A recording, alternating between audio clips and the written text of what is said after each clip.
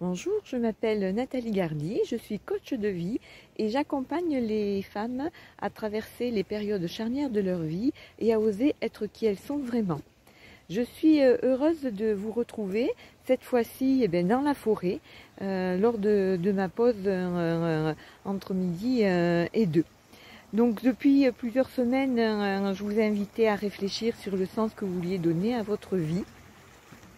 Vous avez réfléchi sur les comportements que vous aviez, sur votre environnement, sur les compétences que vous aviez, celles qui vous manquaient, la stratégie à mettre en place pour les acquérir. Et dernièrement, je vous ai parlé des valeurs qui, comme les croyances, peuvent être des freins dans l'atteinte de notre objectif.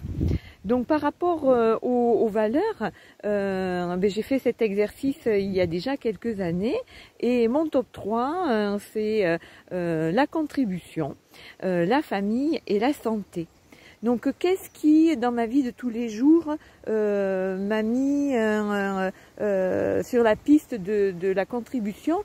C'est que déjà enfant j'ai toujours aidé les enfants que je sentais en difficulté, qui avaient besoin d'aide et je les protégeais à ma façon. Et puis après j'ai continué dans mon activité professionnelle à être à des postes en contact avec les clients et où là encore je pouvais aider les personnes.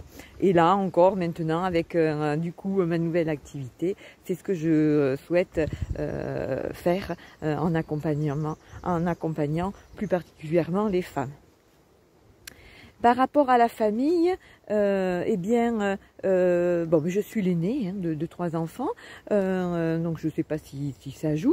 En tout cas, j'ai ce sens de la famille et c'est pour ça que dernièrement nous avons rejoint Saint-Vincent-de-Tyros où est installée notre fille et ma maman également. Comme ça, nous sommes proches. Et puis, mon frère et ma sœur savent que s'il y a besoin, je suis là pour les aider. On n'est pas sans arrêt appelé à se demander des nouvelles, mais voilà, régulièrement, nous sommes en contact. Et ça, c'est une chose importante pour moi. Par rapport à la santé, donc ça c'est une des prises de conscience que j'avais eues il y a quelque temps, mais en remontant et en réfléchissant, écoutez, je me suis rendu compte que tout le monde n'avait pas la chance d'être en bonne santé. Alors peut-être parce que ma maman était infirmière et travaillait dans un centre pour enfants en difficulté. Moi-même ensuite j'ai travaillé en hôpital psychiatrique et du coup effectivement je suis très sensible à la santé, déjà à la mienne et puis à celle de mon entourage. Alors nous en avons plein d'autres santé et d'autres valeurs et certaines nous facilitent pas la tâche. Moi, une des valeurs sur laquelle je me suis penchée, c'est celle de humilité. Parce que dans mon activité, il faut que je me montre. Je suis en train d'enregistrer une vidéo et ça n'a pas été facile. J'ai dû affronter mes peurs. Alors peut-être que effectivement certaines d'entre vous vont sourire parce que enregistrer ou écrire un post et le diffuser, c'est une chose qu'ils font facilement, mais pour moi, il m'a fallu relativiser, voir que si personne n'allait me mordre si j'envoyais un message, et que au pire, il n'y avait pas mort d'homme. Alors peut-être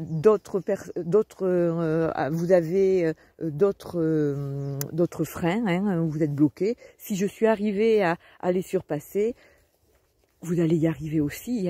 L'essentiel, c'est d'en avoir conscience et puis de mettre des plans d'action et de commencer par le plus petit pas possible.